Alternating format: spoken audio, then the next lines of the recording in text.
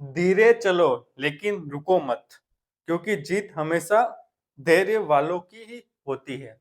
इसी के साथ शुरुआत करते हैं माध्य माध्य का बहुलक। मित्रों बहुत अच्छा टॉपिक है, जिस जिस कंपटीशन एग्जाम में ये टॉपिक आता है वो अच्छे से कर ले। अपन पहला प्रश्न आपके सामने है मित्रों, ठीक है, पहला प्रश्न आपके सामने है, यहाँ आपके स्क्रीन पे आ गया है और मैं पढ़ता हूँ। उससे पहले आप क्या करना है, व्हाट्सएप और टेलीग्राम के लिंक में आपको जुड़ना है, पेन कॉपी ले लेना और इसका आंसर कमेंट कर रहे हैं। पहले का प्रश्न क्या है, मतलब ए बी सी और डी मित्र, ठीक है।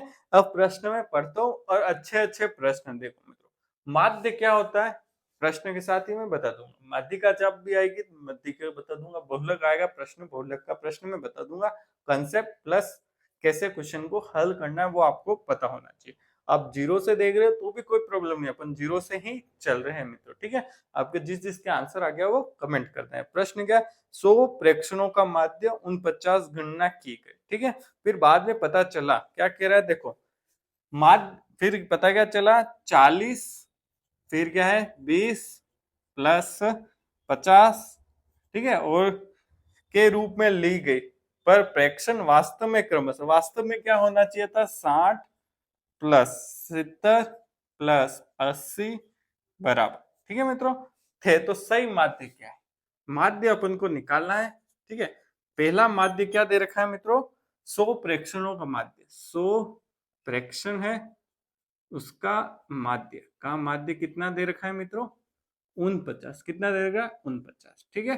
अब मित्रों आपको सबसे पहले समझना है माध्य क्या होता है। माध्य किसका भाई है, जुड़वा भाई औसत का भाई है। किसका भाई है, हमेशा ध्यान रखना, औसत का जुड़वा भाई कौन है, माध्य। माध्य के दो या औसत के दो, माध्य के प्रश्न औसत में आते हैं, औसत के प्रश्न माध्य में आते हैं, दोनों एक ही जैसे। कब, अवर्गीकृत आंकड़े, कौन से होते हैं, अवर्गीकृत आंकड़े, जो कौन से आंकड़े होते हैं अवर्गीकृत, जो लाइन से लिखे होते हैं 5 2 3 4 6 7 8 9 10, ठीक है, वो होते हैं अवर्गीकृत। वर्गीकृत क्या होता है, जिसमें एक टेबल बनी हुई होती है, ऐसी टेबल बनी हुई हो, ठीक है, वो कैसे कहलाती है, वर्गीकृत, ठीक है। ये टेबल क्या कहलाएगी, वर्गीकृत आंकड़े, ठीक है। अपन क्या बात करें, माध्य में अवर्गीकृत आंकड़े की बात करें, और वो किसका जुड़ा हुआ है, औसत का जुड़ा हुआ है। औसत का सूत्र क्या होता है, कुल योग। अगर आपने मैंने कराया हुआ है बहुत सारे प्रश्न औसत के, आप जरूर जरूर जाना, ठीक है, प्लेलिस्ट में भी है और वीडियो भी मिल जाए। कुल योग बटे कुल संख्या, क्या है, कुल योग बटे कुल संख्या, ठीक है, ये इसका सूत्र है, ठीक है। ये आप याद कर लेना, और एक सूत्र और कौन है, वर्गीकृत आंकड़ों का, वो आएगा जब अपन बता दूंगा, ठीक है मित्रों। अपन क्या कर रहे हैं कि बेसिक कंसेप्ट को सीख रहे हैं, उसके साथ क्वेश्चन की कैसे करते हैं वो भी सीख रहे हैं, ठीक है मित्रों, समझ गए। ये अभी कोई काम का नहीं, वर्गीकृत आंकड़े अभी इस प्रश्न में है ही नहीं, वर्गीकृत आएगा, अगला प्रश्न है वर्गीकृत का, वो आएगा तब आपको मैं बता दूंगा। अब क्या कह रहा है मित्रों, इस प्रश्न करने को देखो, क्या ये है गलत, ये ले लिए गलत प्रेक्षण। प्रेक्षण मतलब क्या होता है, प्रेक्षण होता है मित्रों कि पहले वाले के कितने नंबर आए, 50 गणित में 100 में से, ठीक है, दूसरे वाले का है 70, तीसरे वाले का क्या है 73, इसी के 74 75 76, ये हो गया प्रेक्षण, मतलब ऑब्जर्वेशन करना। तो 100 प्रेक्षण लिए गए, उनका माध्य कितना है 49, जैसे 100 प्रेक्षण लिए उनका औसत कितना है 49, ठीक है। गलत ये ले लिया, किसी का आंकड़ा क्या लेना है, गलत ले लिया 40, 40 की जगह कितना लेना था 60 लेना था, ये है सही। 20 की जगह कितना लेना था 70, 50 की जगह कितना लेना था 80, गलत वाले के जोड़ कर तो एक बार कितने आ रहे हैं 50 और 40 90 110, सही वाला कौन सा है 80 70 150 और 60 210, ठीक है मित्रों 210, ठीक है। गलत है 110 और सही है 210, कितने ज्यादा है देखो मित्रों, यहां से आपको देखना है कितना ज्यादा है, कितना 100 में 110 में क्या जोड़ेंगे तो 210 आ जाएंगे, 100 जोड़ेंगे तो क्या आ जाएंगे 210, तो क्या है किसमें योग, ये योग है, योग में कितने जोड़ रहे हैं, योग में कितने जोड़ रहे हैं 100 जोड़ रहे हैं, ठीक है। और फ्रैक्शन कितने रहेंगे मित्रों, फ्रैक्शन कितने रहेंगे देखो, फ्रैक्शन कितना रहेगा, कुल संख्या कितनी है 100 ही रहेगी, ठीक है मित्रों, कितनी रहेगी 100। हमेशा ध्यान रखना मित्रों, अगर जब भी आपके पास क्या आ जाए योग में जोड़ने का आ जाए तो औसत में भी जुड़ जाएगा, 49 में भी आपका जुड़ जाएगा, क्या जुड़ेगा, जो भी अंतर आया इन दोनों का, ठीक है। अगर ये बड़ा होता, ये छोटा होता तो माइनस, मतलब माइनस आता, क्योंकि गलत वाला ज्यादा बड़ा है तो माइनस हो जाता है, औसत जो भी आता है माइनस हो जाता है, तो क्या हो जाता है, औसत में से घट जाता है। यहाँ क्या है, ज्यादा है तो 100 का भाग 100 में देना है, ठीक है। जो ज्यादा है 100 का भाग 100 में देंगे कितना आ जाएगा, 1 आ जाएगा। क्या आ जाएगा, 1 प्लस का 1 आएगा मित्रों, ये ट्रिक है।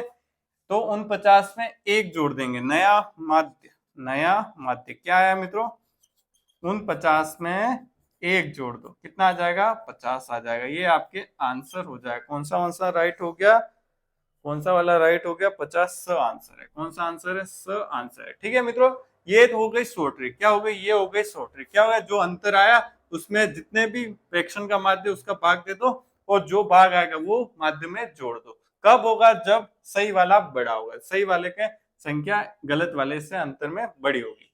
अगर गलत वाला बड़ा होता और सही वाला कम होता तो घट जाता। ठीक है, इसका एक तरीका और है। ठीक है, ये कर लिया। अब अपन इसको कंसेप्ट से भी समझ लेते हैं कैसे करना है। देखो सूत्र यही रहेगा, कैसे होगा देखो। ठीक है, ये मिटा देता हूं, कैसे रहेगा देखो, सूत्र यही रहेगा। क्या होगा, कुल योग, कुल योग कितना हो जाएगा, 49 इंटू 100। क्या, 49 इंटू 100। योग कैसे आएगा, ये तो है औसत, ये है कुल संख्या। माध्य इंटू कुल संख्या के बराबर क्या आ जाएगा, कुल योग। कुल हो गया क्या, प्लस कितना जोड़ना है, 100, और बटे कुल संख्या कितने, 100। इसको गुणा करके 4900 प्लस 100 बटे 100। ठीक है मित्रों, कितना आया, 5000 बटे 100। कितना आ गया, 50 आ गया। आया नहीं आया मित्रों, 50 आंसर। ठीक है, समझ गए होंगे क्या क्या योग में क्या क्या कुल योग निकाल दिया आज से। फिर क्या अंतर है, जो बड़ा है। ठीक है, क्या है, सही वाले में संख्या ज्यादा है और बड़ी है। ठीक है, तो 100 इसमें जोड़ दिया और कुल संख्या का भाग दे दिया। ठीक है मित्रों, आप समझ लेना। ठीक है, मैंने अच्छे से समझाया। ऐसा प्रश्न आ जाए तो आपके गलत नहीं होना चाहिए। अब आपके सामने दूसरा प्रश्न ये आ गया, कमेंट करें क्या आंसर है। ठीक है, ये थोड़ा सा बड़ा हो जाएगा दूसरा प्रश्न, पर बहुत जरूरी है। ऐसा प्रश्न आपके आ गया, थोड़ा टाइम लेगा, पर गलत नहीं होना चाहिए। ठीक है, गलत नहीं होना चाहिए। इसका आंसर आप कमेंट कर सकते हैं, क्या आंसर आ रहा है। वीडियो को पॉज कर दे में और आंसर बताएं। ठीक है मित्रों, दूसरा प्रश्न क्या, निम्नलिखित डाटा पर विचार करें। एक्स, एक्स, ठीक है, ये एक्स और बटे क्या है, बारंबारता, बारंबारता मतलब एफ। ठीक है, एक्स कितना है, 10, 20, 30, 40 और 50। ठीक है, ये आपका क्वेश्चन दे रखा है। ठीक है मित्रों, ये क्वेश्चन दे रखा है। और क्या है, बारंबारता 30, 10 की 30, 20 की 50, 30 की 90, 40 की निकालनी है, 50 की 20, और इसका माध्य कितना दे रखा है मित्रों, माध्य दे रखा है मित्रों, कितना देगा, 29.6 दे रखा है माध्य। क्या निकालना है, ये वाला अपन को निकालना है। क्या निकालना है, लुप्त बारंबारता क्या है। अब मित्रों आप समझ ले, ये क्या है, वर्गीकृत माध्य, वर्गीकृत आंकड़े। क्या है मित्रों, ये वर्गीकृत आंकड़े। क्या है, ये टेबल आ गई, पहले ही बता दिया, टेबल आ गई, मतलब ये वर्गीकृत आंकड़े। इसका माध्य निकालने का सूत्र क्या होता है, 10वीं में आपने बहुत पढ़ा होगा, सिग्मा एफ एक्स बटे सिग्मा एफ। ठीक है मित्रों, सिग्मा एफ एक्स बटे सिग्मा एफ। ठीक है, समझ गए होंगे आप, ये होता है माध्य का सूत्र। अब अपन को क्या निकालना है, ये निकालना है। ठीक है, इसकी बारंबारता निकालनी है। और बारंबारता क्या होती है मित्रों, क्या होती है बारंबारता, ठीक है, बारंबारता क्या होती है, जैसे कोई 10 नंबर आए। ठीक है, क्या है, 10 नंबर आए, कितने से 50 में से 10 नंबर आए, कितने जनों का है, 30 जनों का है। ऐसे आप समझते हो 20 नंबर किसके, कितने जनों का है, 50 जन। ठीक है, समझ गया। ऐसा समझ सकते हो 10 रुपए कितने जनों के पास है, 30 जनों के पास। ये 20 रुपए कितने जनों के पास है, 50 जनों के पास। 30 रुपए कितने जनों के पास है, 90 जनों के पास। ठीक है, और 40 रुपए कितने जनों के पास है, एक्स अपन को निकालना है, इसलिए एक्स मान लिया। 50 रुपए कितने जनों के पास है, 20 जनों के पास। और इनका माध्य मतलब सबका जोड़ के एवरेज निकाले तो कितना आ जाएगा, 29.6। ठीक है, आप समझ गए होंगे।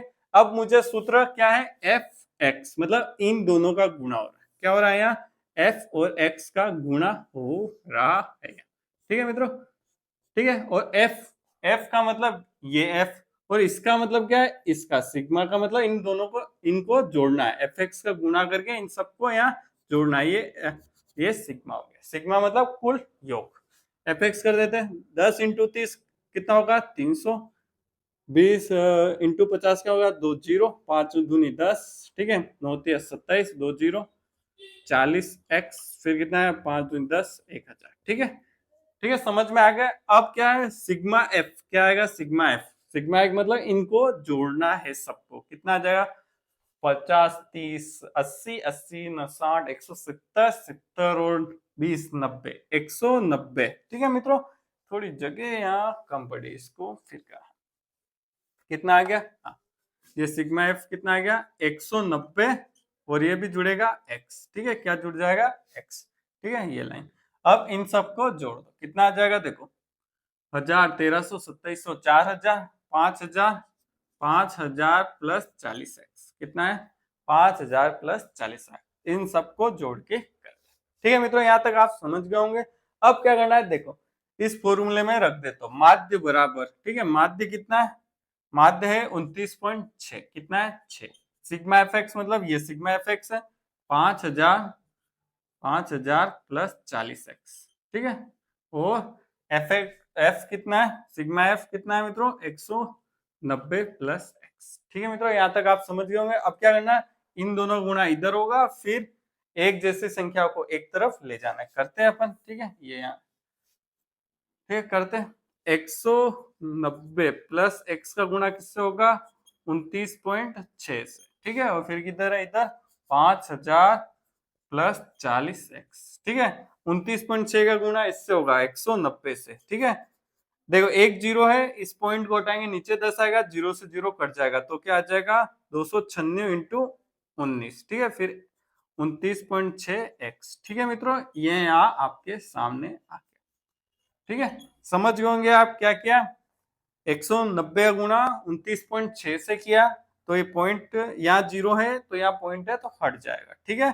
अब 19 का गुणा 296 में करना है, कितना था 19 छंग 114, 19 नाम 171 और 11, 171 प्लस 11 कितना हो जाएगा 2 8 और 182 का 18 हाथ से, 19 दूनी 38 और 18 16 का एक हासिल और 4 5 56 24, ठीक है, और 29.6x बराबर 5000 प्लस 40x। अब क्या करेंगे 5000 को बाई तरफ ले जाएंगे और 29.6x को इधर 40 के इधर माइनस हो जाएगा, ठीक है, इधर लिख देता हूँ क्या किया देखो 5 6 2 4 में से 5000 माइनस हो गए, और क्या होगा 40, ये प्लस का 29.6 दाई तरफ जाएगा तो माइनस का हो जाएगा 29.6x, कितना है 6224, कितना आएगा देखो x इधर रहेंगे, 40 में से 29.6 गए तो कितना आ जाएंगे मित्रों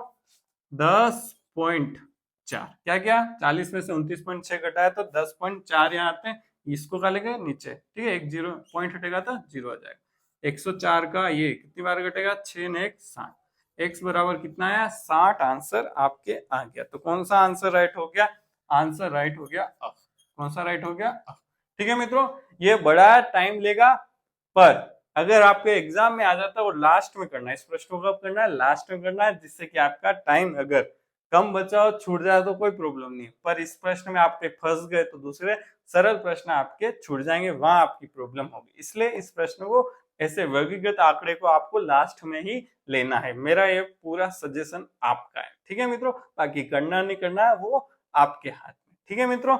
अब आपके सामने आ गया यहाँ तीसरा प्रश्न, कौन सा आ गया तीसरा प्रश्न आपके सामने आ गया, देखो तीसरा प्रश्न भी अच्छा है, कमेंट करें, ठीक है, कमेंट करें, ठीक है, कमेंट करें, कमेंट से क्या होगा कि आपको पता चलेगा कि आ रहा है क्या नहीं आ रहा है आपको, ठीक है मित्रों, आप बताएं, जरूर जरूर बताएं क्या आंसर आ रहा है, बताएं, ठीक है मित्रों, आप करेंगे जितना सीखेंगे, ठीक है। अब क्या कह रहे हैं तीसरा प्रश्न, नीचे दिए गए आंकड़ों के लिए माध्यिका व बहुलक में क्या अंतर है, ठीक है, अंतर निकालना, अंतर मतलब बाकी निकालनी, क्या है देखो आंकड़े में लिख देता हूं 90, फिर है 94 52 68, फिर 80 94 52, फिर क्या है 65, फिर क्या है 65 के बाद 87, फिर क्या है 90 70 और 52, क्या क्या निकालना है सबसे पहले मुझे माध्यिका निकालनी। क्या निकालनी है? माध्यिका और बहुलक। क्या है?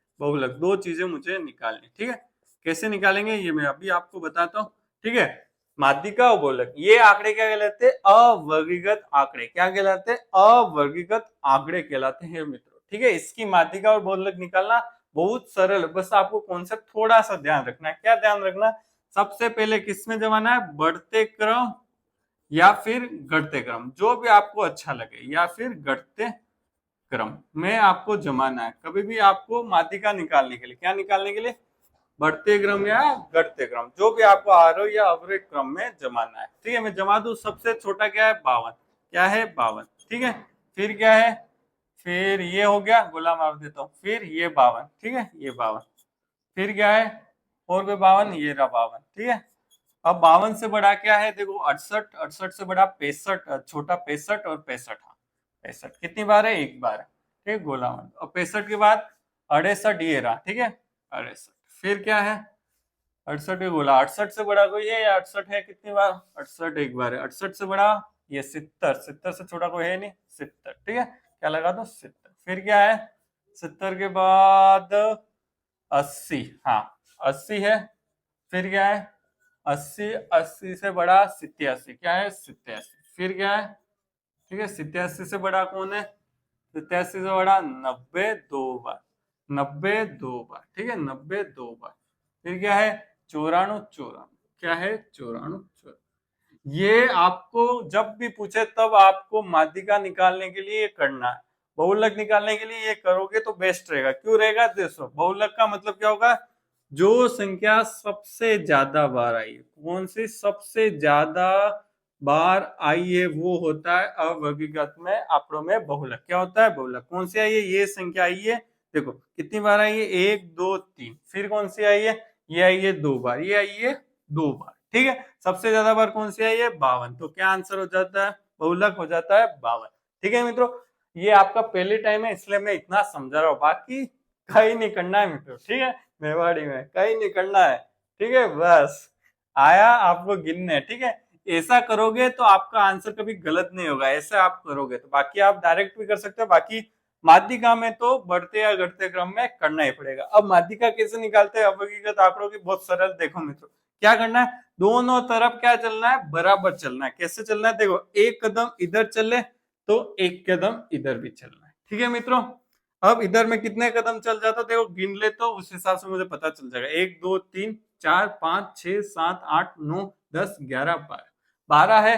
तो मैं 5 कदम दोनों तरफ चलता हूँ। कितने कदम? 1 2 3 4 और 5। ठीक है, इधर से भी 1 2 3 4 और ये 5। ठीक है मित्रों, हमेशा दोनों तरफ बराबर कदम चलने।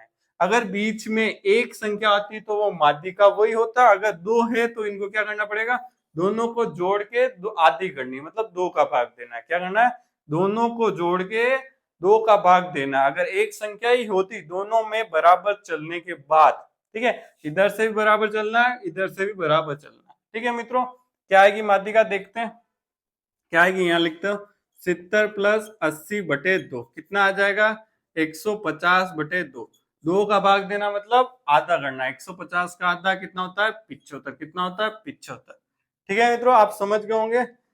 ठीक है, दोनों तरफ बराबर चलना। जो बीच में आए वो दो संख्या आ रही है तो दोनों को जोड़ के आधा करना है। ठीक है, एक संख्या आ रही है तो वही माध्यिका है। ठीक है मित्रों, ठीक है। और एक इसमें क्या है? अगर सम संख्या है, जैसे 12 अंक है, ये कितने? 12 संख्या है। 12 संख्या मतलब सम संख्या, तो बीच में दो संख्या आएगी। और विषम संख्या है तो बीच में अगर 11 होती तो बीच में एक संख्या आती, वही माध्यिका होती। ठीक है, ऐसा भी आप पता लगा सकते। ठीक है मित्रों, अब क्या कह रहा था? क्या पूछ रहा था? तीसरे प्रश्न में अंतर पूछ रहा था।